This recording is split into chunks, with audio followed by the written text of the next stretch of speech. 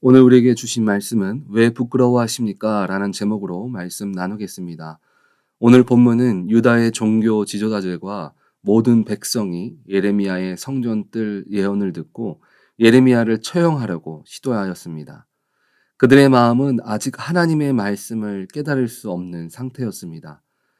자신의 삶이 더 중요했고 하나님의 뜻보다 당장 눈앞에 있는 즐거움이나 현실적인 문제가 더 중요했습니다. 오늘 본문은 공식적인 판결권을 가진 유다 고관들은 이 성전에서 일어난 소동을 알게 되면서 왕실의 고관들이 성전으로 와서 공식 재판을 개최하게 된 것입니다.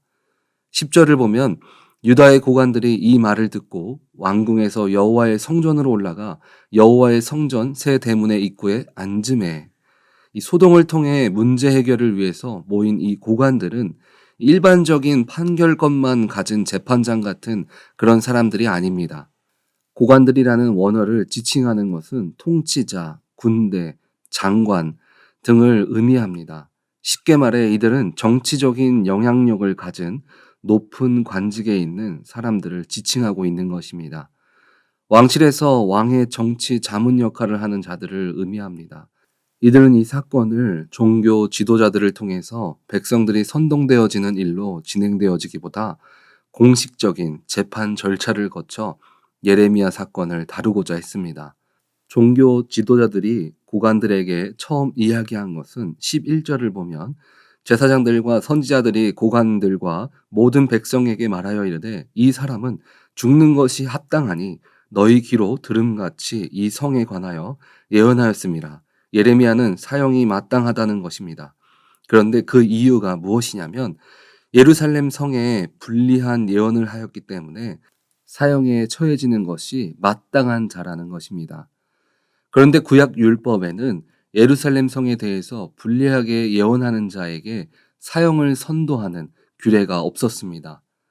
따라서 여기에서 제사장들과 선지자들이 예레미야를 고소하는 진정한 이유 및 근거는 예레미야가 여호와로부터 계시를 받지도 않았으면서 그분의 이름을 사칭하여 예루살렘 성이 멸망한 것이라고 거짓으로 예언을 했다는 것입니다. 그리고 예레미야의 변론이 시작됩니다. 그가 가장 처음 고관들에게 한 말은 이것이었습니다. 12절에 예레미야가 모든 고관과 백성들에게 말하여 이르되 여호와께서 나를 보내사 너희가 들은 바 모든 말로 이 성전과 이 성을 향하여 예언하게 하셨느니라. 제사장과 선지자들은 내용의 중요성보다 하나님의 뜻을 받지 않고 성전에 대해서 이야기한 것이 문제라고 했습니다. 그래서 예레미야의 첫 말은 하나님이 나를 보내셨다는 것입니다. 이 말은 내 말은 모두 진실이라는 것을 의미하고 있습니다. 그리고 자신의 변론보다 하나님의 말씀을 예레미야는 전했습니다. 13절을 보면 그런즉 너희는 너희 길과 행위를 고치고 너희 하나님 여호와의 목소리를 청종하라. 그리하면 여호와께서 너희에게 선언하신 재앙에 대하여 뜻을 돌이키시리라. 그는 회개의 메시지를 당당하게 전하였습니다. 그리고 그가 한 말은 14절에 보라 나는 너희 손에 있으니 너희 의견에 좋은 대로 옳은 대로 하려니와. 예레미야는 이미 자신을 향한 권력자들의 본심과 그들의 주장이 선하지 않다는 사실을 알고 있었습니다. 그런데 자신의 처우에 대해서 하는 말이 율법대로 처리해라 이렇게 말한 것이 아니라 너희는 너희 눈에 옳은 대로 선한 대로 행해라 라고 말한 것입니다. 이것은 이미 그들의 마음 가운데 하나님이 없으므로 그들의 판단은 자신들의 양심에 따라 판단할 것인데 기억할 것은 너희는 내가 거짓되고 잘못되었다라고 말할지라도 자신이 전한 모든 것은 하나님의 뜻이라는 것을 의미하고 있습니다. 그런 의미를 갖고 15절에 말하고 있습니다. 너희는 분명히 알아라. 너희가 나를 죽이면 반드시 무죄한 피를 너희 몸과 이 성과 이 성 주민에게 돌리는 것이니라. 이는 여호와께서 진실로 나를 보내사 이 모든 말을 너희 귀에 말하게 하셨습니다. 여러분들은 삶을 살아가면서 오늘 본문의 예레미야처럼 사람들 앞에서 나는 하나님의 뜻을 분명히 전하고 있습니다 라고 이야기한 것처럼 나는 크리스찬입니다. 혹은 나는 교회 직분자라고 집사 혹은 장로, 권사라고 당당하게 이야기하면서 살아가고 계십니까? 저는 어렸을 때 그렇게 당당하게 이야기하지 못할 때가 있었습니다. 친구들에게 나 교회 다녀. 같이 교회 갈래? 라고 전해보지 못했습니다. 왜 그랬을까 생각해 보니까 몇 가지 이유들이 있었습니다. 첫 번째는 예수님을 알기는 아는데 확신이 없었습니다. 내가 믿고 있는 예수님이 진짜인지 아니면 가짜인지 친구들에게 전해도 부끄럽지 않은 것인지 확신이 없었습니다. 교회 안에서는 물론 모든 사람들이 믿는 사람들이었기 때문에 전혀 문제가 없었습니다. 그런데 문제는 믿음이 없는 사람들에게 말하는 것이 힘들었습니다. 당당하지 못했던 이유 두 번째는 내 자신이 하나님의 자녀답게 크리스찬답게 삶을 살아가고 있지 않았기 때문에 그랬습니다. 안 믿는 사람처럼 똑같이 생각하고 행동했습니다. 그리고 마지막은 예수님을 믿기 때문에 손해보는 삶을 살아야 될까봐 그랬던 것 같습니다. 이상하게 안 믿는 사람들도 예수 믿는 사람이라고 하면 장사를 해도 내가 더 손해보고 섬겨야 되는 것 같고 내가 부당한 일을 당해도 참아야 한다고 생각을 합니다. 다른 이유들도 있을 수 있습니다. 그런데 수많은 사람들이 마치 동화책에 홍길동이 호부호용을 하지 못했던 것처럼 주님을 나의 구주로 입으로 말하지 못하고 크리스찬이라고 말하지 못하고 남들 앞에서 말하는 것을 부끄럽게 생각하며 살아갑니다. 여러분들은 어떻습니까? 여러분들의 이웃에게 그리고 직장의 동료에게 아니면 내 가족에게 혹은 어릴 때 알았던 동창들에게 당당하게 나는 주님의 자녀라고 크리스찬이라고 당당하게 이야기하고 계십니까? 만약 그렇지 못하다면 어떻게 하면 우리가 하나님 앞에서뿐 아니라 세상 속에서도 크리스찬으로 부끄럽지 않고 복음을 전하는 것에 부끄러움을 갖지 않게 될까요? 첫 번째는 확실한 믿음을 가져야 합니다. 예레미야가 오늘 모든 사람 앞에서 당당할 수 있었던 이유는 무엇이었습니까?